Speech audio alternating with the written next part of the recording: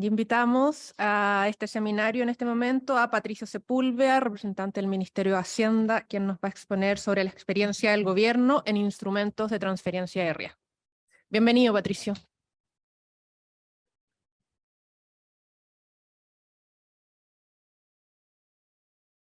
Ok, bueno, buenos días a todos, yo soy Patricio Sepúlveda.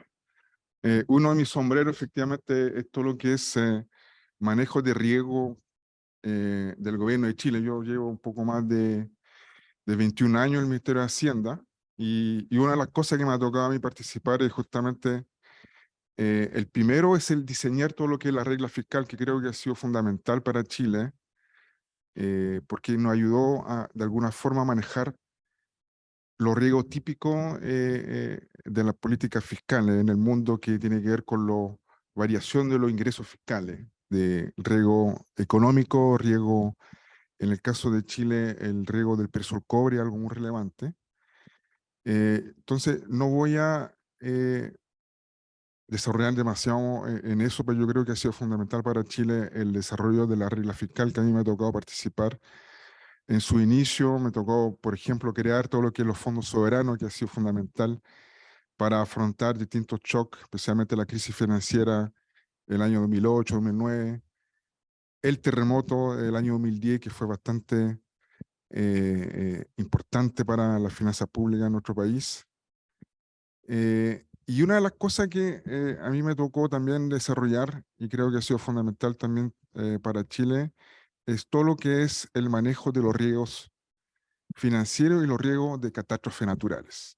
¿Ya? Efectivamente, el mensaje acá, creo, desde el Ministerio de Hacienda, es tener una política que nos permite estar mejor preparados para afrontar esos shocks y no ser reactivo. ¿Ya? Creo que incluso la regla del balance estructural ha sido pionero en el mundo y nos ha permitido efectivamente afrontar de mejor forma bastante shock externo. Pero efectivamente el tema de las catástrofes naturales, ya sea terremotos, inundaciones, sequías y todo lo que tiene que ver con el cambio climático, son cosas que a nosotros en Chile hemos avanzado, yo creo que el último 10 años. Y como le comentaba, a mí me tocó diseñar, inclusive antes del año 2010, estábamos bien avanzados en contratar un seguro contra terremoto.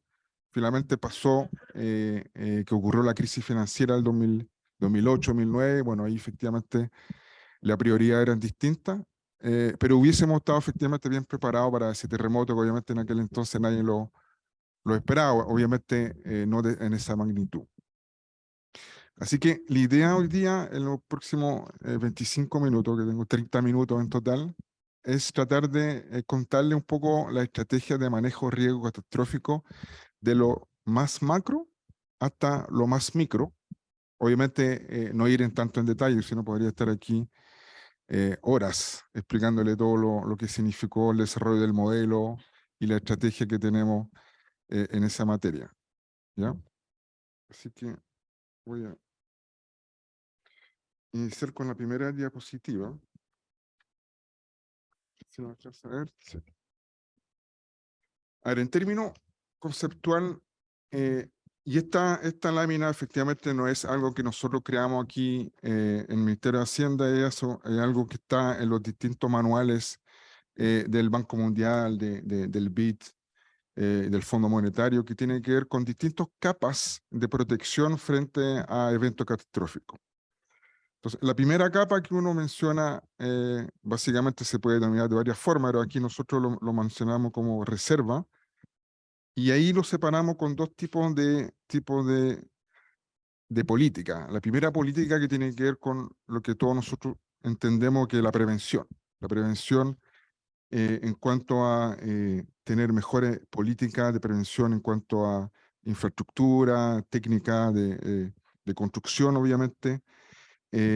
Hay también préstamos que se hacen a través de las instituciones multilaterales para desarrollar políticas de mitigación y prevención. Y después tenemos al lado derecho, en la tabla, lo que se denomina como el financiamiento puro, o financiamiento de la pérdida, que es una retención del riesgo. Ahí efectivamente lo que vamos a mencionar acá es que estos instrumentos de cat bonds o de seguro, lo que permite efectivamente es transferir el riesgo, ¿ya?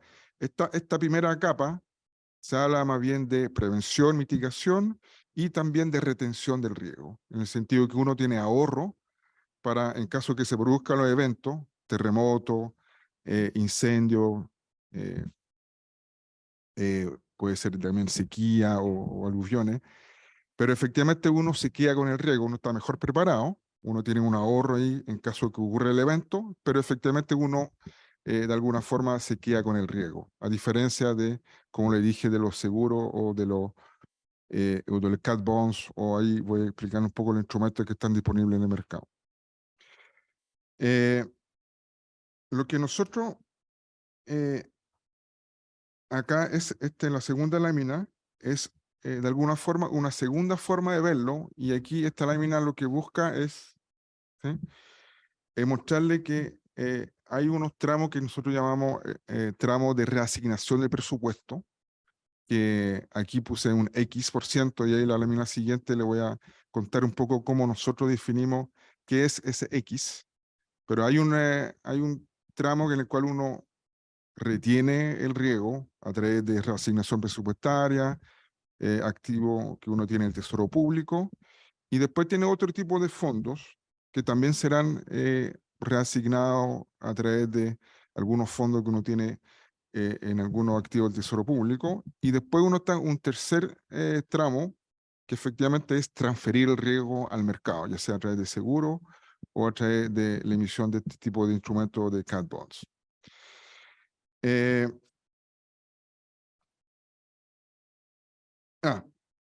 Sorry, se me olvida, aquí viene algo bien relevante. Básicamente estos tres tramos se diferencian en que los primeros generalmente se utilizan para cubrir riesgos que tienen una probabilidad de ocurrencia alta, pero que tienen un impacto relativamente menor. Después está el rango medio, en el cual la ocurrencia es un poquito mayor, el rango medio, y también el impacto medio. Y finalmente el riesgo que uno denomina de poca frecuencia, pero de un impacto muy significativo, el que se denomina elegible para ser transferido al mercado de capital o a través del mercado de reaseguro, básicamente porque es costo eficiente, ¿ya? Una de las cosas, de hecho, que hemos estado siempre analizando, incluso ahora con el episodio de los incendios que hubo en el sur, es cómo asegurar o el Estado se asegure frente a ese tipo de eventos.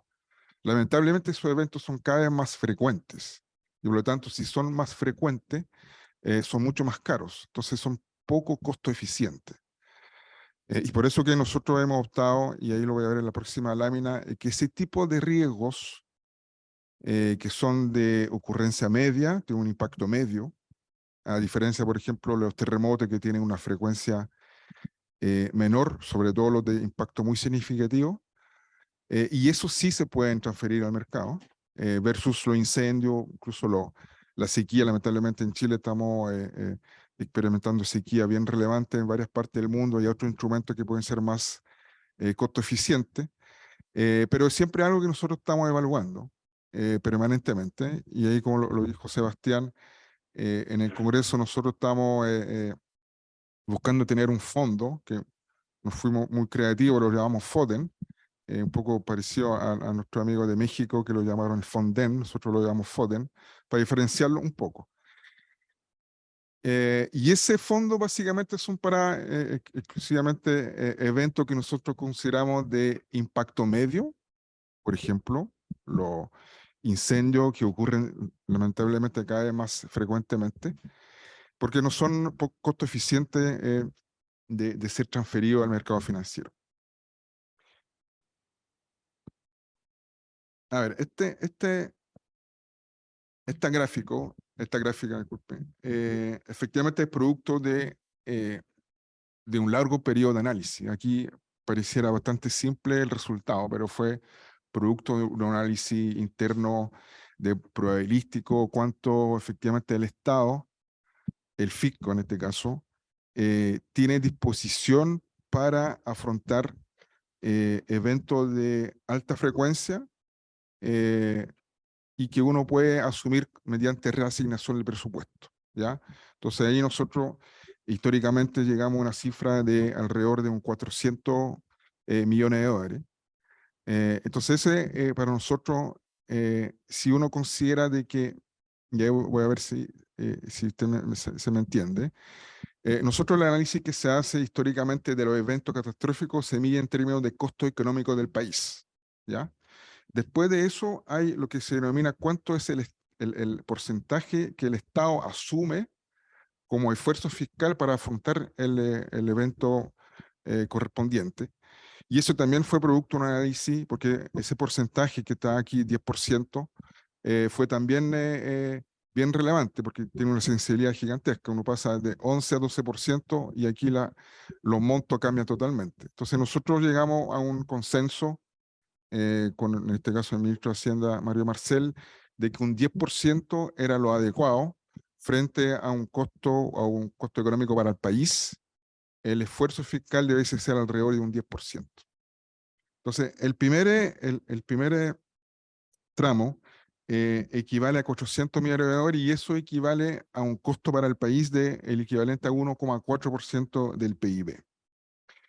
Después, el segundo tramo, básicamente, y ahí por eso que nosotros definimos el FODEN con un tamaño de 1.000 millones de dólares, equivale efectivamente a llegar a eventos que tenga para el gobierno un costo no mayor a 1.400 millones de dólares, ¿ya?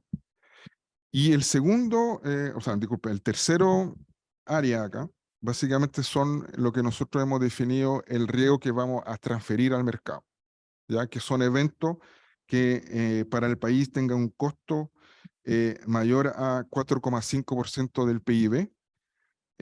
Y lo que nosotros hemos diseñado hasta el momento es tener cobertura de riesgo a través de transferencia de riesgo de alrededor de unos 2.000 millones de dólares, lo cual equivale a, efectivamente, si mi matemática no, también, de 1.400 llegaríamos a 3.400. ¿Ya? Ahí, no sé si alcanzan a ver, por ejemplo, el terremoto de 1960, ahí en azul, indica que efectivamente fue un costo para el país de 6,9% del PIB. El terremoto del año 85 de un 10,7% del PIB y el reciente importante fue el terremoto 2010 que fue por un costo para el país de 14,7% del PIB. Como ven, efectivamente incluso ese último no alcanza, efectivamente, pero igual tener unos 3.400 millones de dólares para afrontar la fase de emergencia y después la primera fase de reconstrucción permite de alguna forma, no sé si aislar, pero al menos aminorar el impacto que estos eventos pueden tener en la trayectoria fiscal, en la deuda pública, que es también mi otro sombrero, que es el manejo de la deuda pública. Efectivamente nos ayuda a enfrentar estos tipos de choques en el futuro de forma mucho más eficiente, mucho más seguro y ser mucho más resiliente en términos generales. Así que ahora voy a ir un poquito más en detalle. Esta lámina acá solamente para ilustrar, no voy a ir en detalle de cada uno de la etapa, pero básicamente muestra un poco la evolución o el tiempo que tomamos para contratar el primer seguro que contratamos en el 2018. Fue en el contexto efectivamente de la Alianza del Pacífico. Iniciamos en 2015 con la presidencia del Perú. Después me tocó presidir el grupo en 2016 en adelante y con todo ese esfuerzo que fue efectivamente casi 3 años de modelación junto con el Banco Mundial, la empresa modeladora y en este caso también los reaseguradores, no sé cómo le dicen, son los lease managers, que en el cual tuvo Swiss Re involucrado. Logramos finalmente en 2018 contratar este seguro junto con los otros países de la Alianza del Pacífico, no sé si todos saben que es Perú, Colombia y México. ¿Cómo funciona en este caso fue solamente un bono catastrófico? O sea, la lógica de un bono, de un cat bonds, básicamente es que en este caso el bono no es emitido por el Estado, ¿ya? Lo que el Estado se compromete y firma un contrato es con el Banco Mundial, básicamente como si fuese una reaseguradora en la cual se le paga una prima y a cambio de esa prima, que en este caso se paga de forma anual, en caso de suceder un evento catastrófico parametrizado, y ahí vamos a ver un poco en qué consiste ese concepto de paramétrico, uno recibe una indemnización, ¿ya? O un pago, ¿ya? No, no es un seguro indemnizatorio, más bien, de acuerdo al cumplimiento de cierto parámetro, se recibe un pago. Y por otro lado, lo que hace el Banco Mundial es que él también transfiere ese riesgo al mercado financiero a través de la emisión de un bono del Banco Mundial, y el Banco Mundial, dentro de ese título o de ese instrumento, incorpora este subyacente que es el riesgo chileno de terremoto, ¿ya? Entonces, lo que hace básicamente este instrumento es que el inversionista, al comprar este instrumento, recibe la rentabilidad del capital o del costo de financiamiento del Banco Mundial, la prima, que es pagada por el Estado y el Banco Mundial se la transfiere al inversionista, y efectivamente, si que no ocurre ningún evento durante todo el periodo del tiempo, el inversionista resuelve se le devuelve el capital al vencimiento, pero en caso que ocurra el siniestro o el evento, efectivamente él pierde el capital, ¿ya? Así funciona estos instrumentos de cat bonds. Típicamente, estos bonos o estos instrumentos son entre 3 a 5 años. Acá el estándar que nosotros al menos ejecutamos y la mayoría de los países en el Pacífico fueron 3 años. Entonces, así funciona básicamente estos bonos catastróficos.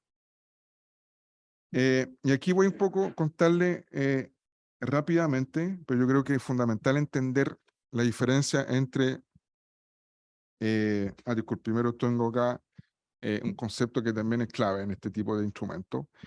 Lo que se busca acá en estos instrumentos, al menos así nosotros lo buscamos, es disminuir el riesgo base. El riesgo base se define básicamente en que ocurre un evento y no hay pago, o viceversa, ocurre un evento significativo y no hay un pago, o no ocurre un evento significativo y hay un pago. Ya, efectivamente uno quisiera, y se denomina el riesgo base negativo, eliminar el riesgo base negativo, en el sentido de que si pasa un evento y no hay pago, efectivamente uno se ve complicado, porque dice, ¿por qué se contrató el seguro y finalmente no hubo un pago significativo? Al revés, si ocurre un evento que no hay tanto daño y que igual uno recibe los recursos, me diría, bueno, está bien, igual uno puede tener el recurso para hacer otras cosas, pero obviamente la idea global es minimizar lo que se denomina el riesgo base. Entonces, ese en mente se estructura para disminuir o minimizar el riesgo base. La segunda dimensión es qué tipo de parámetros se pueden utilizar. Entonces, al lado izquierdo, para diferenciar está lo seguro del tipo indemnizatorio. Entonces ahí efectivamente es un proceso que puede tomar mucho tiempo, en el cual está el evento, hay un análisis de cuánto se perdió, y eso puede durar bastante tiempo. Entonces está la otra grupo, la otra familia de seguro, que son los seguros paramétricos, y ahí hay 3 categorías. Están los seguros que se llaman Cat in a Box, que básicamente lo que hace es que define zonas geográficas dentro, en este caso, del país, en el cual se define también nivel de intensidad del terremoto en el cual se va a gatillar o no un pago. ¿Ya? Ese puede ser relativamente sencillo o puede ser bien reticulado, bien detallado, y es el que nosotros finalmente usamos. Después hay otro tipo de gatillo paramétrico que son de segunda generación, en el cual se define un índice de la aceleración del suelo medido por distintos sismógrafos que pueden haber en el territorio. Y el segundo, que es relativamente más complejo, que se usa o se denomina que pérdida modelada, en el cual efectivamente hay un proceso transparente y producible para estimar la aceleración del suelo. En base a eso se determina una pérdida modelada, que se denomina. Los dos últimos, finalmente nosotros nos fuimos por ello, no descartamos hacerlo en el futuro, pero por ahora, ya sea en 2018 como en lo que ejecutamos en 2023, nos fuimos por la primera generación de los Cat in a Box. Y en la lámina siguiente se puede ver la diferencia entre un Cat in a Box simple y el otro que se denomina reticulado. Y esta foto es, por ejemplo, de el que se hizo para México. Nosotros nos fuimos también por eso. Ya, entonces ahora voy a ir a contarle un poco, aún más micro, el de la experiencia 2018.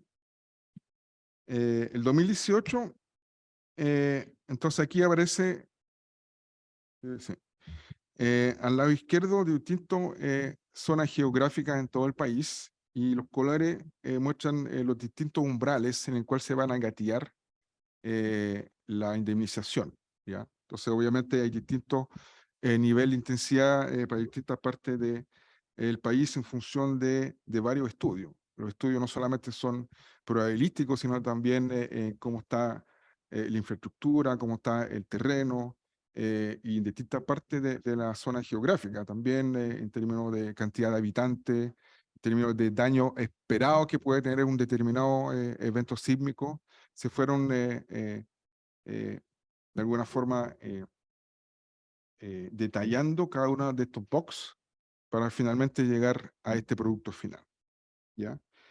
Lo que sí también, y yo creo que igual es relevante, también los pagos no son que ocurre el evento con un umbral, sino que se definieron también distintos umbrales. Por ejemplo, voy a dar un ejemplo en Santiago. El umbral inicial puede ser 8,1 de intensidad del sismo, y ahí se pagaría un 30%, después un 8,3, 8,5, y ese se pagaría al 100%. Eso para dar un ejemplo. Todo eso, ¿con qué objetivo?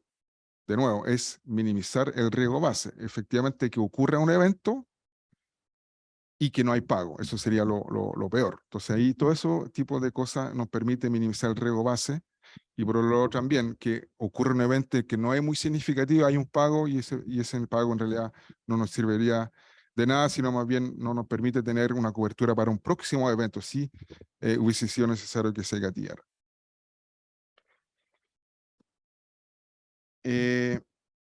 Entonces, y ahí rápidamente volver al 2018. 2018, efectivamente, nosotros buscamos un seguro paramétrico que nos permitiera afrontar eventos que tuviese para el Estado un gasto mayor de 400 millones de dólares. De acuerdo al análisis que se hizo a través de la empresa modeladora, en este caso Air Worldwide, básicamente eran eventos con un costo económico para el país de alrededor del 3,5% del PIB del año 2017.